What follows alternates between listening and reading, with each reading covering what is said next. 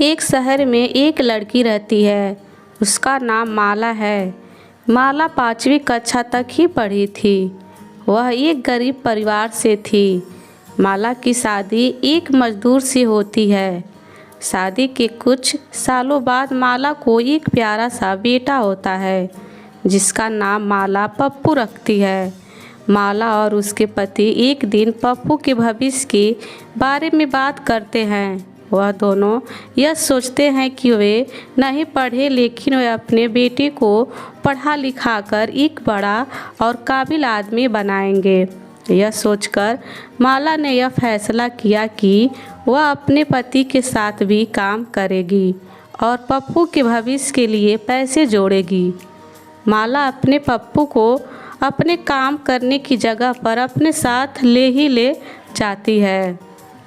पप्पू वहीं खेलता रहता है। माला अपने पति के साथ वहीं काम किया करती थी।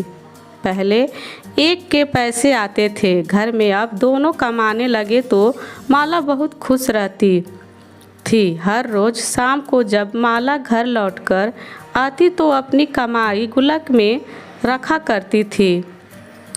एक दिन की बात है, जब माला अपने काम करने की जगह पर सर पर ईंट के सीढ़ियों से छत पर जाती रहती, उसका बेटा पप्पू भी उसके पीछे जाने लगता है।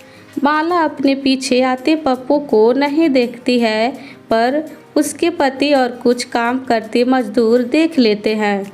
पप्पू सीढ़ियों से ऊपर चढ़ छत के किनारे चला जाता है। पप्पू को बचाने के लिए माला के पति पप्पू की तरफ भागते हैं, पर पप्पू और माला के पति दोनों खुली छत के नीचे गिर जाते हैं, जिसके बाद माला के पति का देहांत तो ही हो जाता है। पप्पू बच जाता है, पर उसके सर पर लगे चोट के कारण पप्पू को दिखाई देना बंद हो जाता है। पप्पू अंधा हो जाता है। माला अपने पति की मृत और बेटे के अंधे होने के कारण टूट सी जाती है। वह सोचती है कि उसे अपने और अपने पति का सपना भी पूरा करना है। वह एक बार फिर से अपने को मजबूत करती है। तभी अस्पताल में एक मरीज को किडनी की ज़रूरत होती है। वह एक बहुत धनी आदमी होता है। उसके बच्चे बाहर विदेश में रहते हैं। वह बूढ़ा व्यक्ति होता है। उसके साथ परिवार का कोई नहीं, सिर्फ एक नौकर उसके साथ अस्पताल में होता है। माला उस बूढ़े व्यक्ति के पास मिलने जाती है और उससे बात करती है।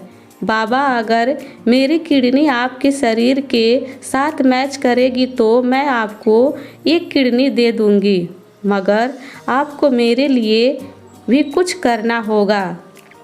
बूढ़ा व्यक्ति माला को बोलता है, तुम्हें जितने पैसे चाहिए मैं तुम्हें दे दूंगा। माला बोलती है, बाबा मुझे पैसे नहीं, एक वादा चाहिए।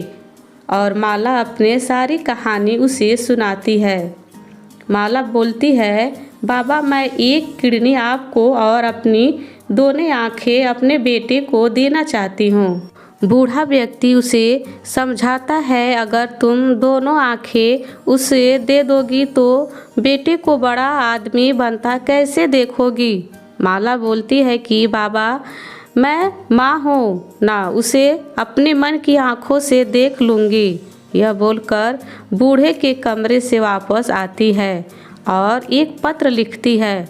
पत्र को संभाल कर रखने की जिम्मेदारी बूढ़े बाबा के साथ आए नौकर को माला दे देती है। एक किडनी बाबा को और दोनों आंखें अपने बेटे को माला दे देती है। बूढ़ा आदमी अपने साथ माला और पप्पू को घर ले जाता है। वह बहुत बड़े घर में रहता था, जहां नौकर गाड़ी सारी सुविधा मौजूद होती है। पप्पू का दाखिला बहुत बड़ी स्कूल में करवाया जाता है। पप्पू पढ़ने में काफ़ी तेज और समझदार था। धीरे धीरे पप्पू बड़ा होने लगता है।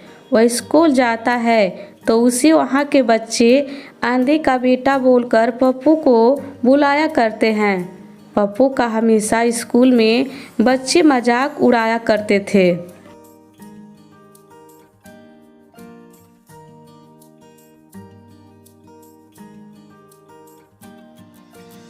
पप्पू अपनी माँ के साथ स्कूल जाना और आना नहीं चाहता था। वह हमेशा अपनी माँ को बोलता कि तुम गाड़ी भेज दिया करो, खुद मत आया करो। मगर माला पप्पू की बात नहीं मानती, वह रोज़ स्कूल चली जाती।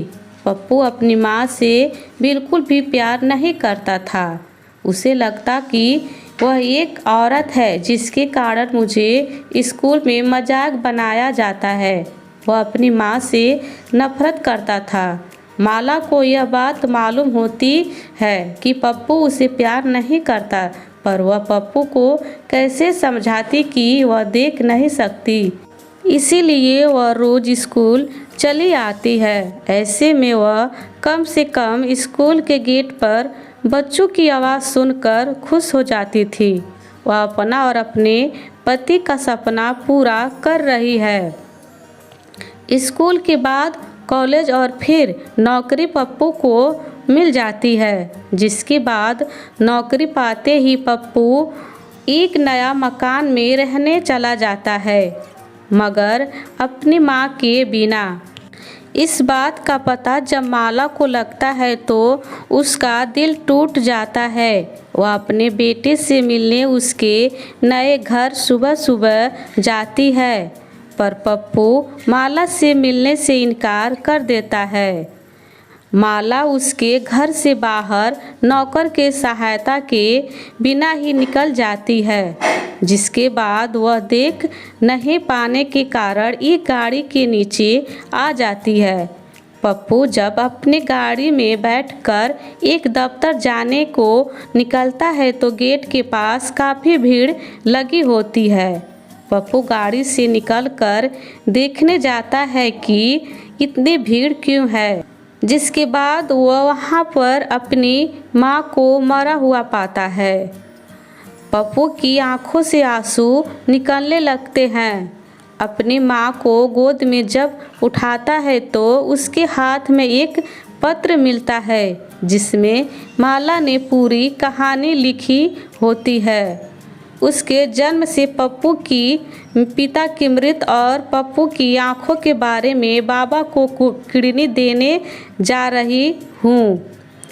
ये सभी बातें जो आज तक पप्पू नहीं जानता था। जिसके बाद पप्पू बहुत रोया और अपनी माँ से माफ़ी भी नहीं मांग सका। वह अपनी हरकतों पर बहुत पछताता है। दोस्तों, ये माँ बेटे की आपको कहानी कैसी लगी हमें कमेंट में ज़रूर बताइए, और हमारे चैनल पर पहली बार है तो हमारे चैनल को सब्सक्राइब कर लीजिए। मिलते हैं अगले वीडियो में, तब तक के लिए खुदा हाफिज।